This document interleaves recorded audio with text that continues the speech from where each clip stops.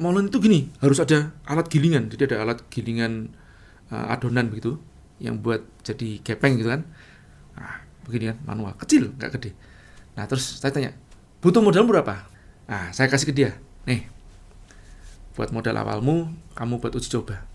Sudah, dia beli gilingan, beli adonan, beli pisang gitu ya. Terus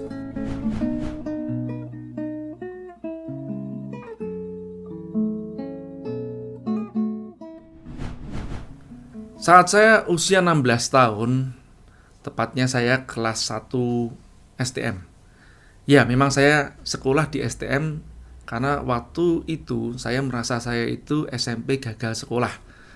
Isinya nyontek semuanya dan saya nggak demen dengan namanya hafalan.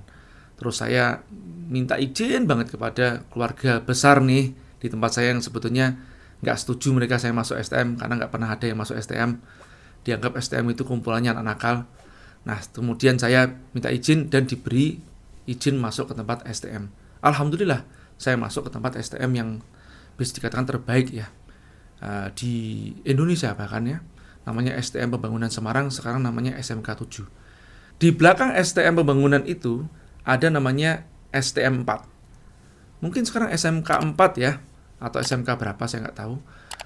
Nah, waktu saya kelas 1, saya punya kawan main nih di STM 4, namanya Supri. Dia tapi 1 tahun di atas saya, jadi senior saya begitulah. Jadi pada saat dia kelas 2, berarti saya kelas 1. Ya, kita sering main bersama begitu, terus kemudian saya ngerti bahwa profesinya dia itu selain sekolah, dia ternyata becak. Rumahnya di daerah Meranggen. Mungkin bisa dikatakan sekitar hampir 30 kilometeran ya. Sekali jalan. Dan dia awalnya sebelum dia becak, dia nyepeda untuk pulang pergi dari rumahnya ke tempat sekolah. Naik sepeda kumbang yang besar itu. Nah, dikarenakan ngabisin waktu buat nyepeda ya dan ngabisin tenaga buat nyepeda, terus akhirnya dia memutuskan untuk ngekos, cari kosan yang murah. Saya sendiri melihat kosannya miris banget, pencahayaannya kurang ya, pengap begitu ya. Nah, tapi ya namanya kos ala kadar murah kan, itu pun dia harus membayar kosnya dan membayar biaya hidupnya. Bagaimana caranya dia dengan becak? Jadi di pagi hari sampai siang dia sekolah, sore sampai malam dia becak, beneran ngayuh becak. Saking kakinya itu gede-gede itu, dia dipanggil namanya Supri Becak. Nah, si Supri Becak ini namanya Supriyadi sebetulnya. Si Supri Becak ini suatu saat pas ketemu sama saya ngomong seperti gini, "Pri, kamu ini punya otak kok pakai okol. Kenapa kamu kok harus becak gitu loh?" Loh, ya kan terus aku mau ngapain lagi toh ya? Kan buat biayai kosanku, biaya hidupku. Ya gini toh, kamu kan bisa jualan, bisa usaha. Loh, ya tapi kan usaha ya butuh modal toh ya. Dia bilang begitu. Gini, sekarang aku mau tanya duluan. Kamu itu punya kepikiran nggak? Kamu mau usaha apa? Aku ada ya. Aku sebenarnya kepikiran buat usaha pisang molen. Dia bilang seperti itu. Ya wes gini aja yang gampang. Kamu butuh modal kalau buat ngetes molenmu itu berapa duit? Nah, molen itu gini, harus ada alat gilingan. Jadi ada alat gilingan adonan begitu, yang buat jadi gepeng gitu kan. Nah, begini kan, manual, kecil, nggak gede. Nah, terus saya tanya, butuh modal berapa? Saya agak lupa pada saat itu. Mungkin sekitar Rp5.000 ya, di tahun 89 kira-kira. Anda belum lahir ya? Ketahuan usia saya dong. Baik, nah singkat cerita, saya punya uang saku yang saya kumpulin nih. Nah, saya kasih ke dia, nih, buat modal awalmu, kamu buat uji coba. Sudah, dia beli gilingan, beli adonan, beli pisang gitu ya. Terus dicoba, pinjem gorengannya ibu kos, terus kasih contohnya ke saya. Saya coba, saya bilang, enak Ki, Pri. Saya bilang begitu. Oh enak, bener-bener enak. Dia buat adonannya itu bisa gimana ya? Crispy, tapi kalau pas sudah adem gitu, tetap crispy dan tidak keras, tidak lembek juga. Jadi pokoknya pas banget deh. Dan pemilihan pisangnya juga bagus. Wes, anak ini talented sebetulnya. Oke, lanjut ya. Nah, kemudian saya berlanjut lagi. Oke, ini enak punyamu. Sekarang gini, kamu usaha ini aja. Saya bilang begitu. Ini saya umur 16 tahun teman-teman. Ya. Terus saya bilang, udah kamu usaha ini aja. Terus dia bilang apa? Ya, terus gerobaknya dari mana? Gini loh, kamu cari gerobak second atau bagaimana? Atau sewa duluan atau bagaimana? Butuhnya berapa modalnya? Terus udah hitung, ketemu. Ya sudah nih, saya lupa pastinya. Mungkin sekitar 20.000 rupiah lebih lah ya. Saya keluarkan buat dia. Saya bilang, sudah nih, aku modelin kamu. Terus hitungannya gimana? Terserah kamu hitungannya bagaimana. Yang penting kamu bisa mulai. Saya pada dasarnya memang tidak berniat untuk invest dalam artian berhitung ya. Saya niatnya kan memang untuk membantu dia. Jadi saya nggak memikirkan untuk balik, gitu aja. Nah, cuman dia mau ngitung bagaimana terserah dia, saya bilang begitu. Nah, singkat cerita terkumpullah uang dari temannya dia juga. Dia buatlah Mall 3 bersaudara, kan begitu. Bukan saya, dia sama temannya, terus berdua ya, jadi bertiga total buka molen dan saya datang ke sana. Wah, rame, jalan dengan lancar lah begitu. Nggak berapa lama, kira-kira mungkin sekitar 3 bulan ya dia tutup lah begitu. Ceritanya ya katanya saling ngambil duit. Jadi duitnya diambil-ambil sana sini, terus habis itu ya pembukuannya nggak bagus lah atau keuangannya nggak bagus dan dia bangkrut. Tapi kisah itu buat saya menjadi suatu pelajaran bahwa itu pelajaran prestasi saya. Saya menjadi investor pertama kali di usia saya 16 tahun. Tapi apa yang menjadi, saya kadang-kadang melihat ke belakang ya, apa menjadi latar belakang saya kok bisa menjadi seperti itu? Ternyata tidak lepas dari pengaruh ayah saya. Ayah saya itu dari dulu memang suka mendidik orang untuk lebih maju daripada sebelumnya.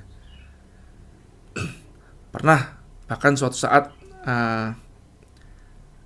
pada saat ayah saya itu keluar kerja dari Lampung di tahun 95 kira-kira, itu pembantu saya mengatakan seperti gini, papamu itu punya banyak kambing loh. Itu dia bilang seperti itu. Namanya Mbak Parti. Terus, mosok?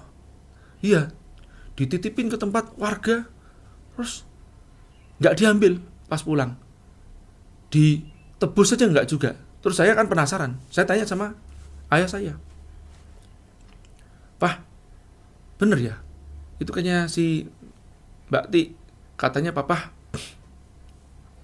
punya kambing banyak di tempat warga, terus katanya gak diambil. Saya tanya begitu. Nah, terus ayah saya bilang begini, oh itu gini ya, dulu sebetulnya papa tuh niatnya itu gak buat invest. Papa itu kepengin sedekah sama didik mereka. Ya, seperti papa bilang kan, dulu kan mereka ini kan banyak yang digaji di bawah angka kebutuhan mereka. Jadi papa kasih mereka kambing yang bunting kambingnya. Terus papa bilang, ini aku invest ya sama kamu. Kalau manak 2, 1 buat kamu, 1 buat aku. Kalau manak 3, 2 buat kamu, 1 buat aku. Nah seterusnya seperti itu. Nah karena papa gak ambil kambingnya, dari anak itu jadi mboknya lagi dan beranak pinak sampai banyak. Sebetulnya niatnya papa, kenapa kok papa bilang investasi? Kalau papa kasih ke mereka, itu bisa mereka jual besok juga. Kalau papa bilang investasi, mereka simpen buat papa.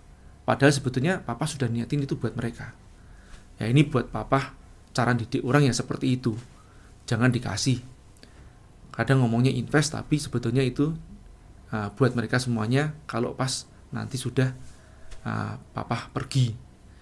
Nah jadi hal seperti gini sebenarnya tidak terjadi sekali 2 kali sih. Cerita tentang ayah saya mendidik mereka. Mungkin juga itu yang apa yang menjadi passion saya ya teman-teman ya, sejak bahkan di usia saya 16 tahun itu. Jadi sebetulnya kalau ditanya Mas J kapan pertama kali usaha? Nah, kalau dibilang usaha dalam bentuk investasi dan sedikit berkecimpung sebagai advisor, itu ya umur 16 tahun itu saya. Jadi umur 16 tahun saya mulai usaha dan saya mulai invest. Terus hilang, bangkrut, saya minta balik? Enggak. Saya bahkan si Supri waktu itu datang ke tempat saya dan dia ngomong sama saya, ya piye ki ya, duitnya nggak bisa balikin nih, gimana nih? Alah, ais, nggak usah mbok pikirin ya, buat latihan usaha. Saya bahkan bilang seperti itu. Alhamdulillah, saya tidak melekat dengan uang sejak dari dulu. Jadi nggak cuma sekali, Supri itu ya bolak-balik datang ke tempat saya gitu kan. Dia pas pada saat pernah bangkrut pun juga saya ambil lagi dia, sini kamu tak ajarin bisnis nih kan. Saya waktu itu tahun 2000-an bisnis otomotif ya, aditif otomotif begitu ya, saya jadikan dia sebagai agent saya, distributor saya ajarin juga. Habis itu duitnya hilang lagi juga, ya sudah nggak apa-apa. Tapi entah sekarang Supri kemana, menghilang. Saya cuma bilang sama dia, apapun yang kamu lakukan bukan buat saya tidak menjadi masalah gitu ya. Jangan pernah minder atau apapun itu. Buat saya menjunjung persahabatan lebih tinggi daripada semua uang itu. Jadi buat saya, everybody make mistake, we make mistake, saya make mistake. Buat saya persahabatan saya akan junjung lebih tinggi daripada uang itu sendiri.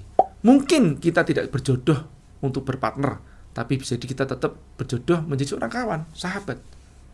Ya, jangan sampai gara-gara masalah uang terus putus silaturahmi kita. Kita dulu mungkin sama-sama gak punya uang, dan kita sudah menjadi teman. Pada saat kita punya uang, terus kemudian kita saling berbisnis dan kita gagal, kenapa harus hilang pertemanan dan sudah juga hilang uang? Lebih baik uang itu tidak melekat pada diri kita, biarkan uang itu datang dan pergi, tapi persahabatan tetap abadi.